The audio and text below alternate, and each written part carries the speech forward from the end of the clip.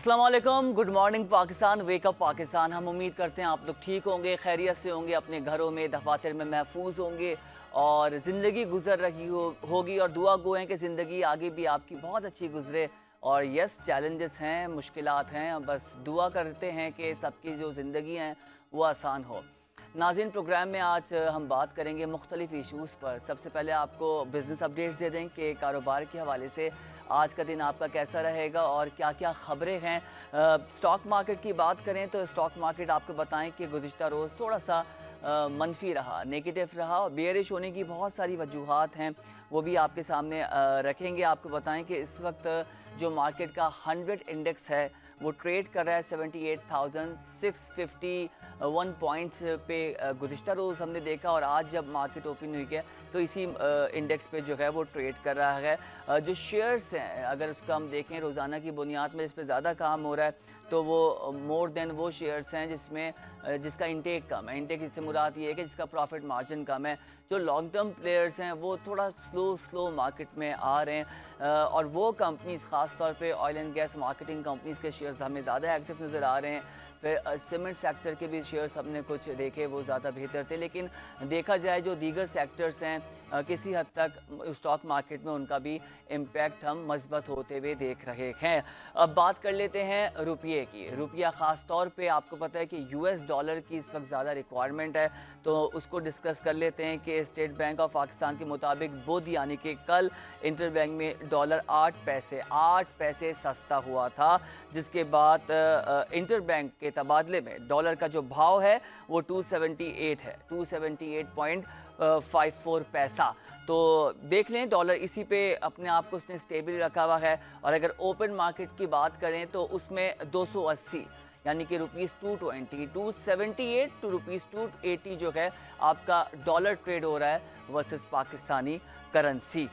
दूसरी बात कर लेते हैं नाज़रीन कमोडिटी की। कमोडिटी में इस वक्त हम देखें कि इस वक्त बहुत ज़्यादा हम देख रहे हैं गोल्ड प्राइसेस बढ़ रहे हैं। पाकिस्तान और आलमी सराफे में सोने की कीमत में रिकॉर्ड बुलंदी देखी गई है और फ़ी तोला सोने की कीमत है 2,64,000 रुपये हो गई है, जो कि पाकिस्तान के रिकॉर्ड के मुताबिक हाईएस्ट है। इसी पर बात करेंगे हमें ज्वाइन किया है मोहम्मद अरशद साहब ने, ये एक्सपर्ट हैं इस हवाले से। सर अस्सलाम वालेकुम and very good morning and welcome to the show. कैसे हैं आप? वालेकुम अस्सलाम, thank you so much, good morning. Arshad साहब, सोने की कीमत में हम देख रहे हैं कि इजाफा होता ही जा रहा है रोज़ाना की बुनियाद पर। लग ये रहा है कि मज़ीद ये रिकॉर्ड्स कायम करेगा। तो ये जो बुलिंग ट्रेंड है इसकी वजूहात आप क्या देख रहे हैं गोल्ड प्राइसेस की? देखिए सर, मैं ये समझता हूँ कि आलमी मार्केट जो है वो इस वक्त बहुत ज़्यादा दबाव का शिकार है। अच्छा, हम देख रहे हैं कि इंटरनेशनल मार्केट जो है वहाँ भी रिकॉर्ड टूट रहे हैं। डॉलर के अंदर देखें आप, $2513 पर जो है ट्रेड हो रही थी कल आलमी मंडी के अंदर, और $10-15 अप डाउन भी चल रहा है, जिसकी वजह से मार्केट जो है गैर मुस्तहकम हुई हुई है।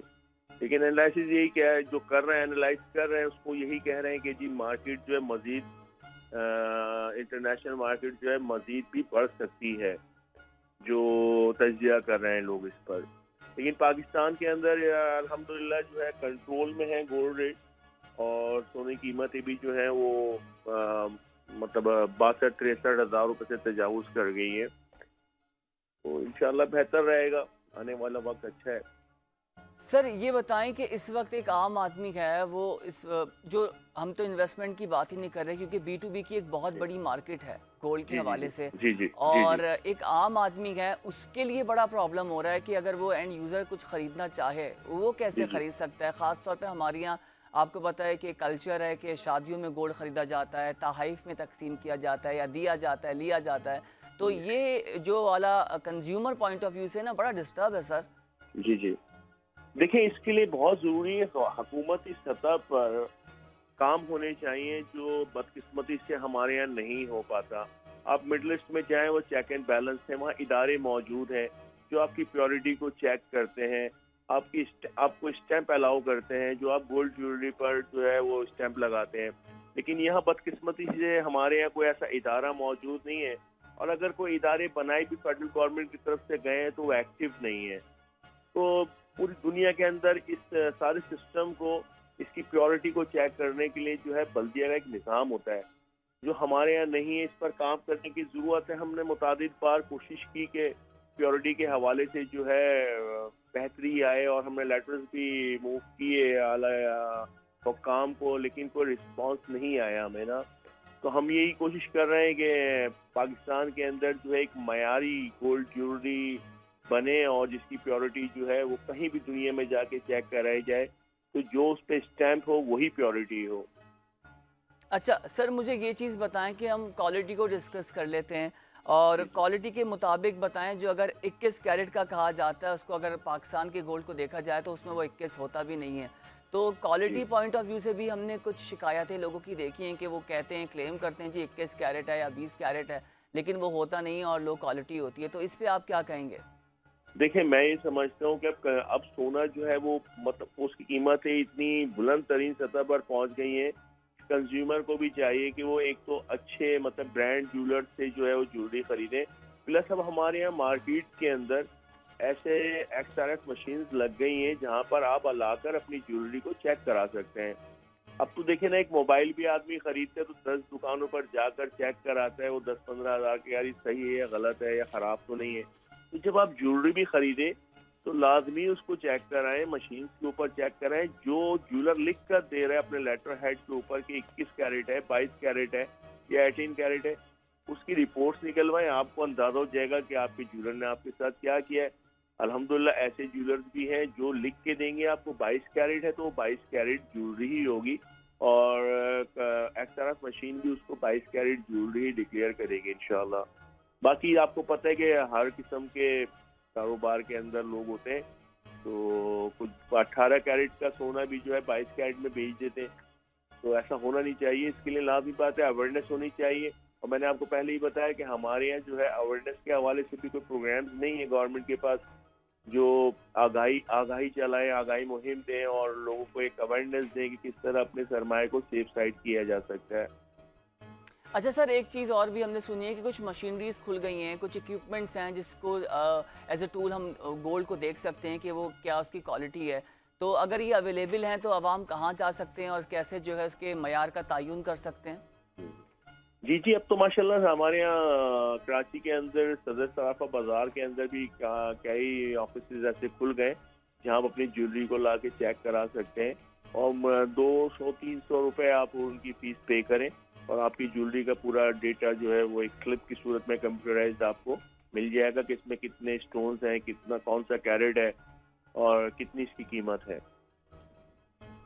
ठीक है, बहुत शुक्रिया मोहम्मद अरशद साहब आपका, आपके वक्त का। और यही कि बहुत सारे फैक्टर्स हैं गोल्ड प्राइसेस बढ़ने के, ख़ास तौर पर इंटरनेशनल मार्केट सर ने रखी कि जी अनसर्टेन सिचुएशन है इस वक्त, जियो पॉलिटिकल सिचुएशन है।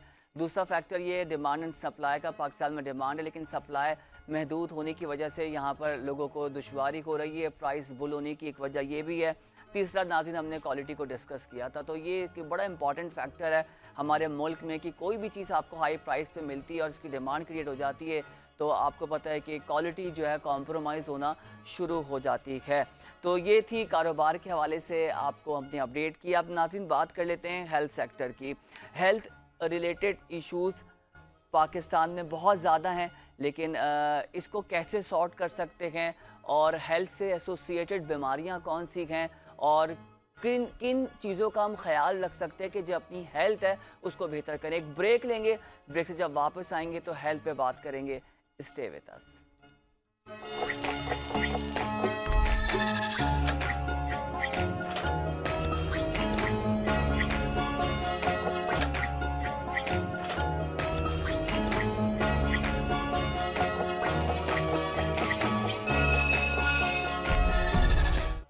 वेलकम बैक जनाब। और ब्रेक पर जाने से पहले हम कारोबार की बात कर रहे थे और हमने आपसे कहा था कि हम हेल्थ इश्यूज़ को डिस्कस करेंगे। बीमारियां बढ़ती जा रही हैं और जैसे जैसे आप ज़िंदगी में आगे बढ़ते हैं, यानी कि आप अपनी उम्र के मैच्योर हिस्से में आना जब शुरू हो जाते हैं या दाखिल होना शुरू हो जाते हैं, तो ये जो जॉइंट पेन है ये बहुत ज़्यादा होता है लोगों को। और जोड़ों में दर्द हो रहा है, हड्डियों में दर्द हो रहा है, किसी को सर्वाइकल का इशू है, back issues, back pains issues हैं, बॉडी पोस्चर आपका सही नहीं होता, बहुत सारे फैक्टर्स हैं। ये टॉपिक डिस्कस करेंगे और इस पे बात करने के लिए हमें ज्वाइन किया गया है डॉक्टर यासिर खान ने, जो एक्सपर्ट हैं इन तमाम तर इशूज़ को। यासिर साहब अस्सलाम वालेकुम and very good morning, welcome to the show. कैसे हैं आप, ठीक हैं? वालेकुम अस्सलाम, thank you very much for the invite. आपका और आपके व्यूअर्स का बहुत शुक्रिया।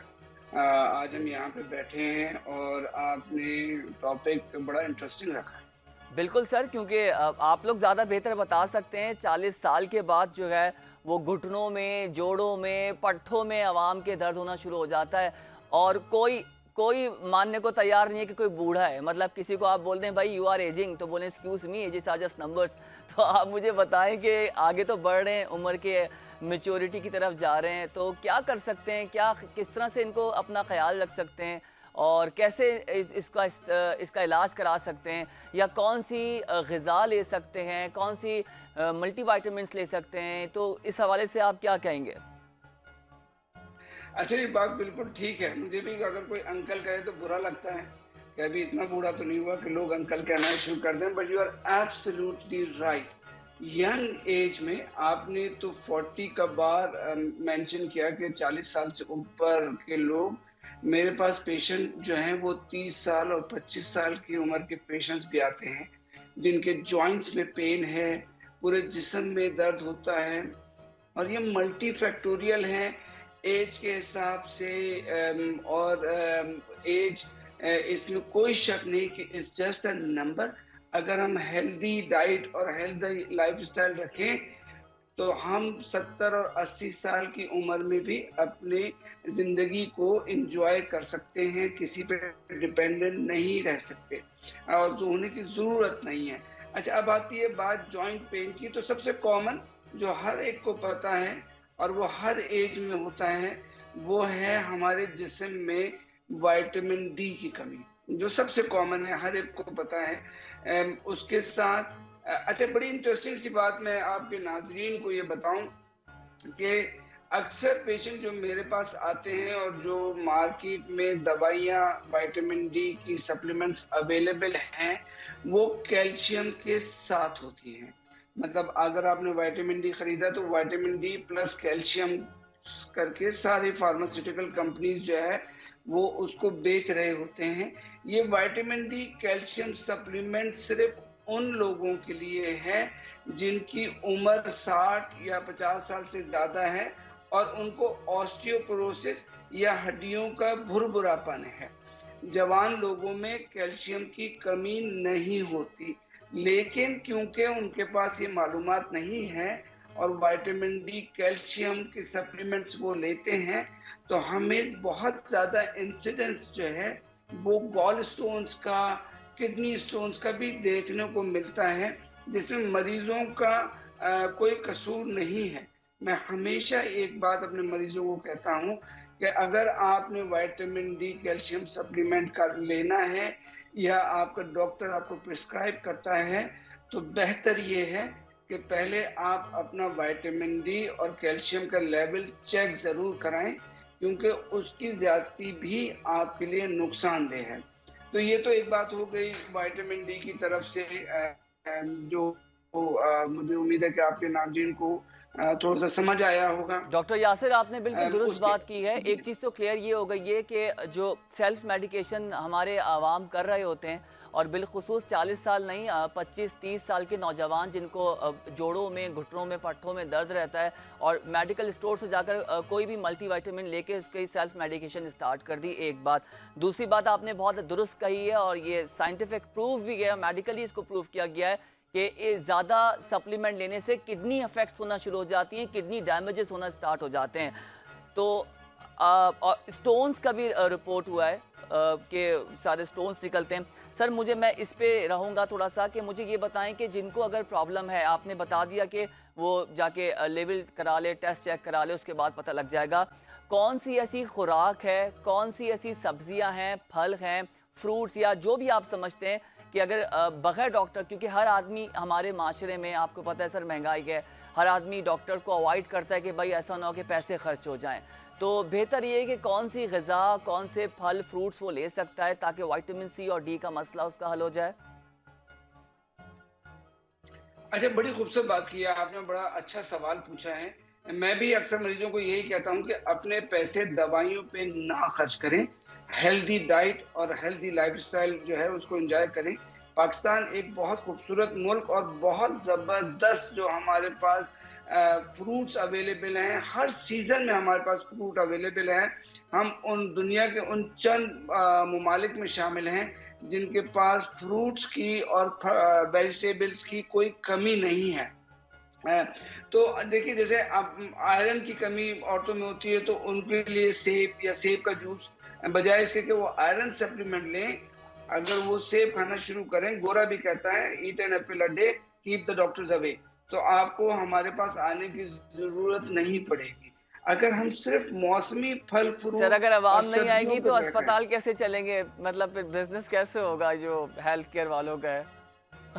नहीं, आप बात बिल्कुल ठीक है, लेकिन उसमें पेशेंट्स फिल्टर हो कोविड जाएंगे। में सर देखिए कुछ आप हुआ नहीं हुआ, लेकिन हेल्थ सेक्टर ने बड़ा सर्वाइव किया है। अब सर्वाइव नहीं किया उस तरह से जिस तरह दूसरों ने किया है। नहीं नहीं, हेल्थ सेक्टर के कुछ सेगमेंट्स ने तो बहुत सरवाइव किए हैं। ये आपको भी पता है कि इसमें कोई दो राय नहीं है। कोविड के दिनों में भी लोगों ने जो है वो वैक्सीन और सप्लीमेंट्स घर पे बैठ के लोगों ने वो एक्सपीरियंस किया है that was missing in their life. जो क्वालिटी टाइम उन्होंने अपनी फैमिली के साथ गुजारा, जो उन्होंने एक्सरसाइज करके गुजारा। देखिए, जब आप एक्सरसाइज करते हैं ना तो आपके अंदर एंडोर्फिन्स या हैप्पी हार्मोन्स रिलीज होते हैं। हैप्पी हार्मोन्स रिलीज होने की वजह से आपका मूड एलिवेटेड रहता है, आप खुश रहते हैं, आप हर एक से खुश अखलाकी से मिलते हैं। अगर आप एक्सरसाइज नहीं करते हैं और उठते बैठते आपके जिस्मों में दर्द आना शुरू हो जाते हैं, तो उसकी वजह से आपको डिप्रेशन और एंजाइटी और उससे रिलेटेड पर इरिटेशन और सारी चीजें शुरू हो जाती हैं। तो अगेन, मैं हर दफा हर चैनल पे जब भी जाता हूँ एक ही बात करता हूँ कि डॉक्टर के पास सिर्फ उस वक्त जाइए जब वाकई जरूरत हो।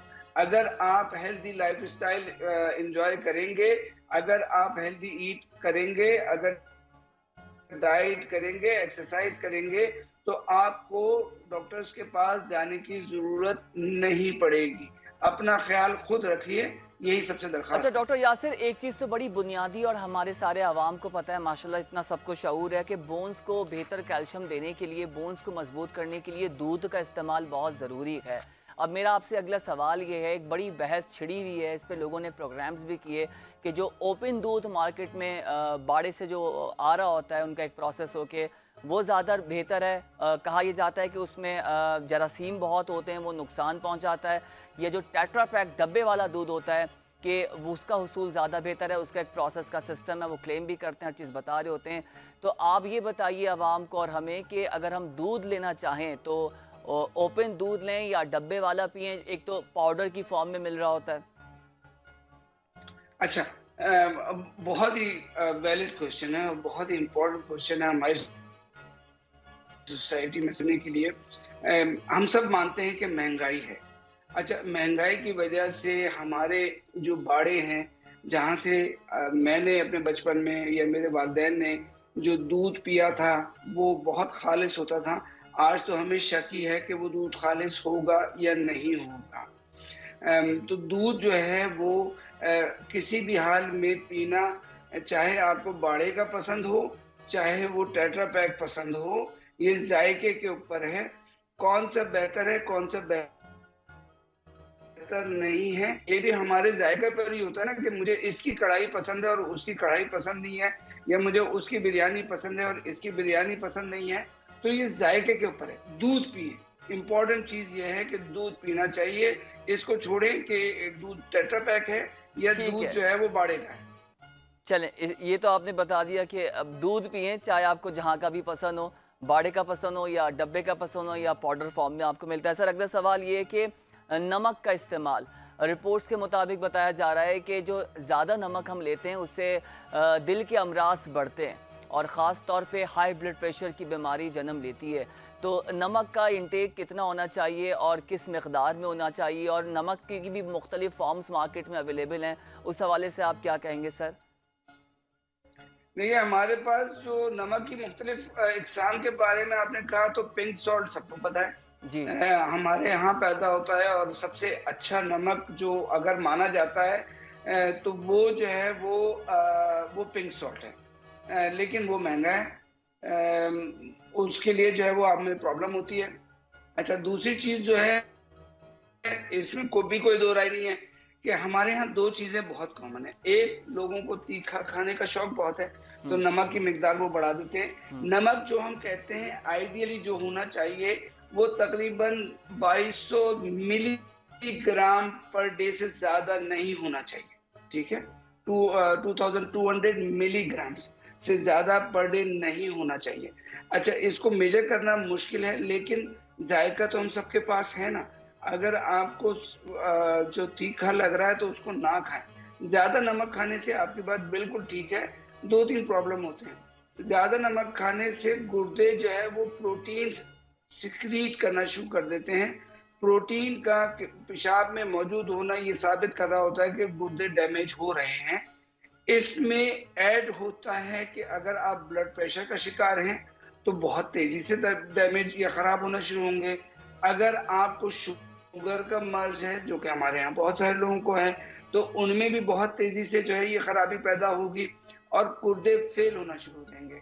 आपको इस बात का शायद इल्म नहीं कि इस वक्त हमारे पास जो जो डाटा है वो यूनाइटेड स्टेट्स का जो है वो हमारे पास डाटा मौजूद है, और वहां पे तकरीबन जो है वो 30 लाख करीब लोग जो हैं वो क्रॉनिक किडनी डिजीज का शिकार हैं, जो कि उनके बजट जो उनका और यूके में भी तकरीबन इतनी ही तादाद बताई जाती है, जो कि उनके एनएचएस का बजट का 3% जो है वो उन पर लगाया जाता है, उनके डायलिसिस पे, उनके ट्रीटमेंट पे। और वहां की भी स्टडी यही कहती है कि जो एशियन पॉपुलेशन है, खासतौर से हमारे रीजन के लोग जो डायबिटिक भी बहुत कॉमनली होते हैं, उनमें risk of kidney disease 10 times ज्यादा है। तो इसका बहुत एहतियात करना चाहिए। अच्छा सर, एक और सवाल है। कुछ लोग नमक बिल्कुल ही छोड़ देते हैं, मतलब लेते ही नहीं है, ना खाने में ना दूसरे किसी फूड में या फ्रूट में या सैलेड में। तो उसका भी नुकसान बताइए कि बॉडी को नमक की ज़रूरत है या नहीं है। नहीं, बॉडी को नमक की जरूरत तो है, लेकिन अगर कुछ लोग नमक खाना छोड़ते हैं तो मैं ये समझता हूँ कि यकीनन वो अब डॉक्टर की एडवाइस पे छोड़ते होंगे। वो ऐसे लोग होंगे जिनका ब्लड प्रेशर दवाइयों से काबू में नहीं आ रहा होगा, तो उन डाइटरी जो है रिस्ट्रिक्शंस भी डॉक्टर्स ने एडवाइस की होंगी कि भाई आप जो है वो डाइट पे भी नमक का इस्तेमाल कम कर दें या खत्म कर दें। तो ये जरूरत के तहत डॉक्टर्स की प्रिस्क्रिप्शन पे डिपेंड करना होता है। ठीक खुद है, से ना छोड़ें, अहम चीज ये है, खुद से ना छोड़ें। खुद से ना छोड़ें। अच्छा, अब ठीक है, नमक का और इसका तो आपने बता दिया। एक बार फिर मैं आपको ये जो पट्ठों और जोड़ों के दर्द के हवाले से है, मुझे ये बताइएगा कि इस पे जो आप बात कर रहे थे कि सप्लीमेंट नहीं लें, इस पे तो क्लियर कर दिया कि अगर आप लेते भी हैं तो डॉक्टर की एडवाइस से लें। फ्रूट्स मुझे वो बता दें कि कौन से ऐसे बेहतर फ्रूट्स हैं जो आपके बोन्स के लिए और इन हड्डियों के दर्द के लिए बेहतर हैं, क्योंकि अगर ज़्यादा फ्रूट्स भी लेंगे जिसमें आयरन इंटेक हो रहा होता है, किसी को किडनी का प्रॉब्लम है और किसी के स्टोन्स अगर हुए हुए हैं या किसी कोई मरीज़ अगर डायलिसिस पे गया हुआ है, तो इसमें बहुत सारी चीज़ें आ जाती हैं। तो किडनी से उसका इम्पैक्ट डायरेक्ट ना जा रहा हो और ख़ास तौर पे प्रोटीन इंटेक उसमें ज़्यादा हो। अच्छा देखिए, किडनी डिजीज में तो प्रोटीन इंटेक जो है वो बिल्कुल रिस्ट्रिक्ट कर दिया जाता है, पहली चीज। दूसरी बात, जो हमारा विटामिन डी सप्लीमेंट्स हैं वो ज्यादातर डेयरी प्रोडक्ट्स में पाए जाते हैं, तो वो तो डेयरी प्रोडक्ट्स का इस्तेमाल उसमें होना चाहिए। उसके बाद जो विटामिन हैं हमारे, अच्छा जहां तक आपने वो आयरन इंटेक की या एप्पल की बात की, तो भाई मैं एप्पल का पूरा टोकरा एक दिन में खाने का नहीं कह रहा हूँ लोगों को।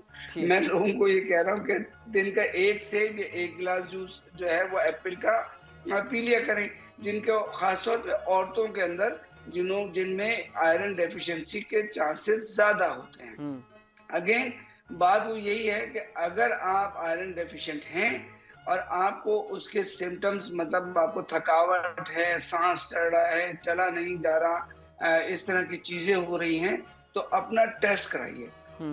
हो सकता है कि आपका आयरन इतना कम हो कि आपको आयरन के सप्लीमेंट साथ साथ एप्पल जूस और वो चीजें जो है वो डॉक्टर आपको प्रिस्क्राइब कर सके। तो ठीक। अपनी सेहत का ख्याल कर लें इस हिसाब से।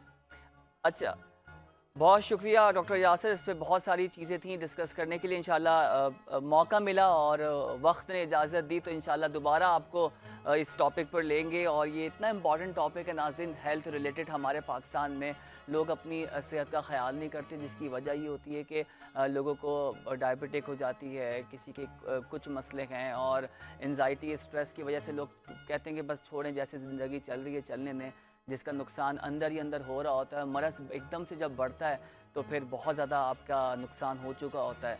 तो लिहाजा बेहतर ये है कि अगर आप नहीं जा पा रहे डॉक्टर के पास, या आपको डॉक्टर के पास जाने से कोफ्त हो रही है या वहशत या डर लग रहा है, तो रोज़ाना अपना जो डाइट है उसको देखें कि आप क्या खा रहे हैं और कितनी एक्सरसाइज कर रहे हैं। एक्सरसाइज का भी टाइम नहीं मिल रहा तो फिर अपना जो डाइट है और सोने का टाइम है वो बेहतर कर लें। इतने डॉक्टर तो हम सब बन चुके हैं, मैं भी इतनी बात कर रहा हूँ तो ये सब डॉक्टर से सीख सीख के और एक्सपीरियंसेस बेसिस पर इंसान कर रहा होता है। तो लिहाजा बस यही आपसे एडवाइस है कि थोड़ा ख्याल करें अपनी सेहत का। और ख़ास तौर पे जो हमारे यहाँ जंक फूड का एक कल्चर बना हुआ है, रातों को मंगाते हैं आप लोग, तो ये भी सही नहीं है, इसको अवॉइड करें।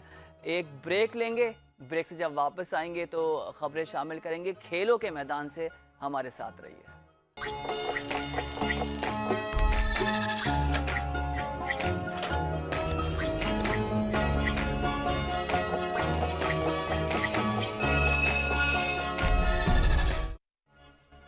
वेलकम बैक जनाब। और ब्रेक पे जाने से पहले हम हेल्थ पर बात कर रहे थे, अब बात करेंगे स्पोर्ट्स की। नाज़रीन, हम स्पोर्ट्स में देखते हैं कि बहुत ज़्यादा हम क्रिकेट की बात कर रहे होते हैं, लेकिन कुछ दीगर खेल भी ऐसे हैं जिससे पाकिस्तान में हम देख रहे हैं बड़ा पोटेंशियल नज़र आ रहा है। तो हॉकी की बात करें, हॉकी हमारा कौमी खेल भी है, लेकिन जिस तरह से हॉकी के नंबर्स हमें कम नज़र आ रहे होते हैं तो हमें अफसोस भी होता है कि हॉकी पे इतना काम क्यों नहीं हो रहा। बहरहाल आपको ये बताएं कि एक ख़बर है कि एशियन हॉकी चैम्पियंस ट्रॉफ़ी 2024 में पाकिस्तान ने जापान को 1 के मुकाबले में 2 गोल से हरा दिया है। इस पर बात करेंगे। बात करने के लिए हमें ज्वाइन किया है शहरियार साजिद ने, स्पोर्ट्स एनालिस्ट हैं, और उनके साथ साथ ताबिश मीर ने भी ज्वाइन किया है। आप दोनों मेहमानों का बेहद शुक्रिया और आप दोनों को गुड मॉर्निंग, और होपफुली आप लोग की आज मॉर्निंग अच्छी हुई होगी।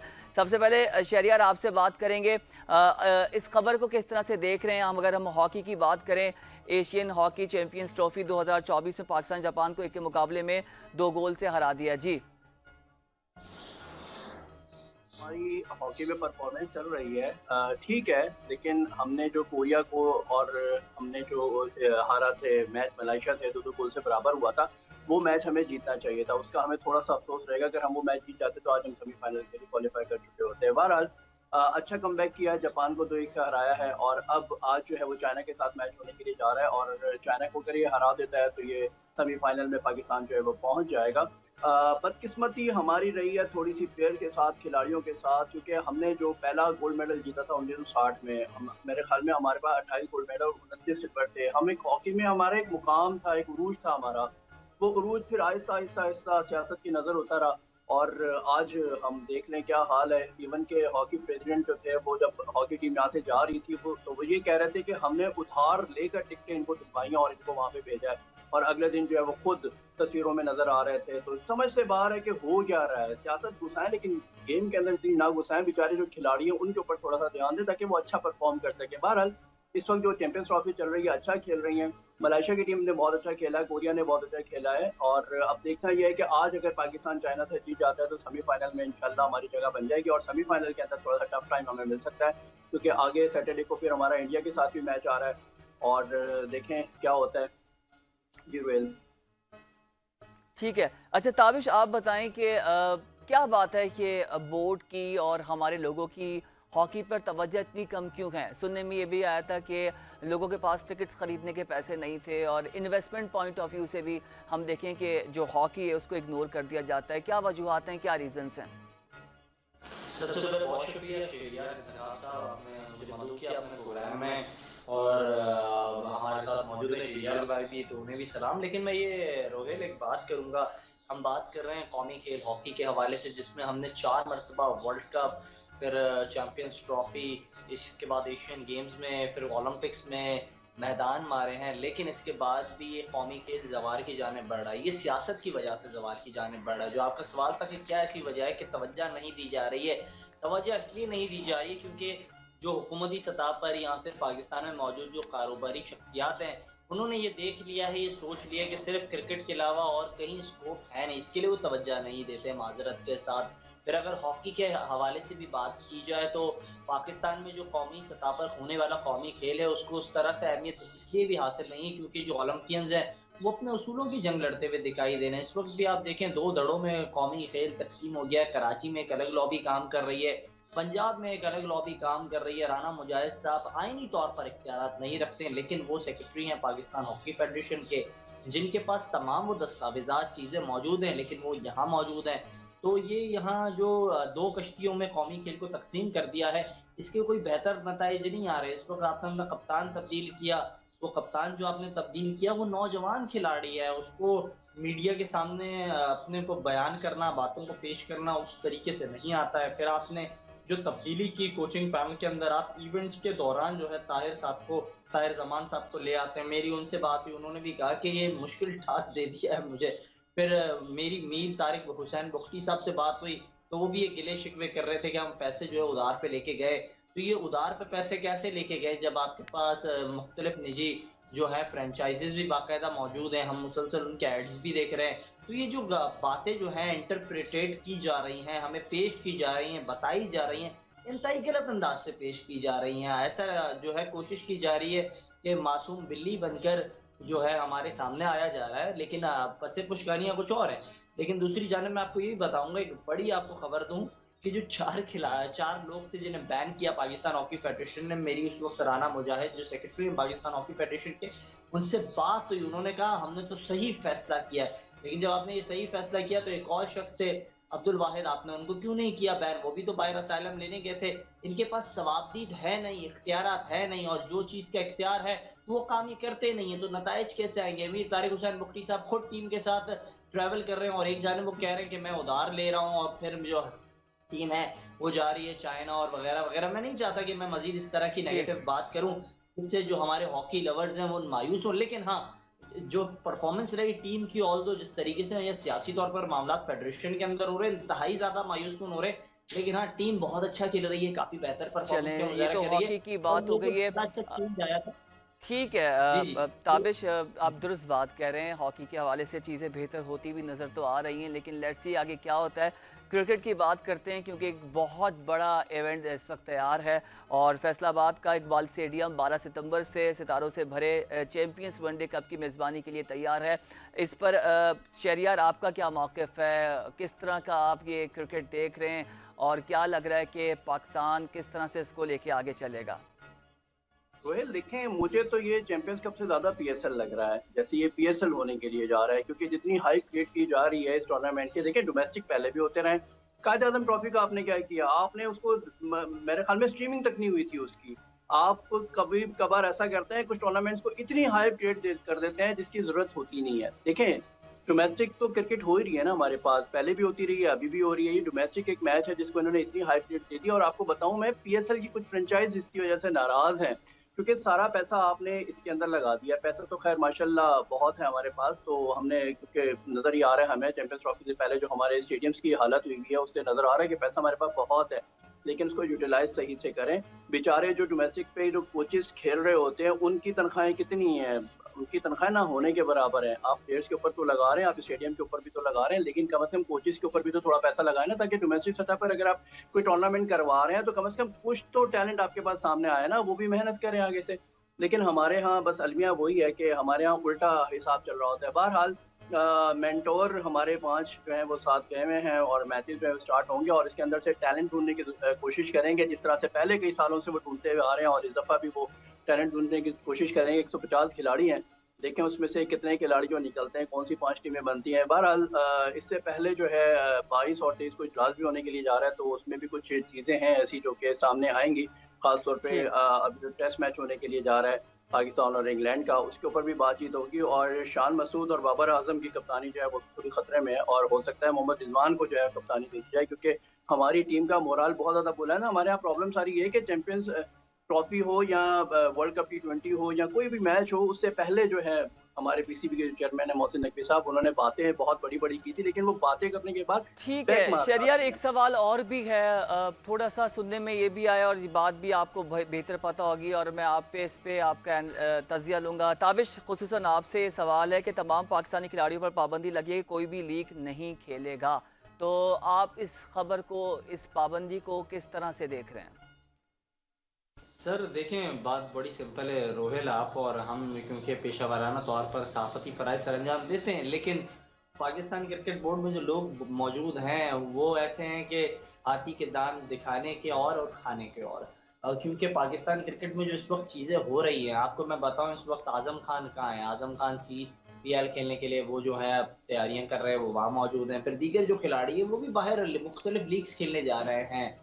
मोहम्मद हफीज़ साहब, मिसबाह उल हक साहब और शोएब मलिक साहब, बिलखुसूस मैं शोएब मलिक को इसके लिए हाईलाइट कर रहा हूँ क्योंकि वो आपके मेंटोर है। इस वक्त आपने बड़ा मीडिया पे शोर मचाया हुआ है कि आप जो है चैंपियंस लीग कराने जा रहे हैं, जिससे टैलेंट सामने आएगा, क्वालिटी ऑफ क्रिकेट आप देखेंगे, लेकिन क्वांटिटी ऑफ क्रिकेट तो आपको दिखाई दे रही है, क्वालिटी ऑफ क्रिकेट नहीं होगी। जिस पिचेस पर वो मैचेस होने जा रहे हैं वो फास्ट बॉलर प्रोड्यूस नहीं करेगी।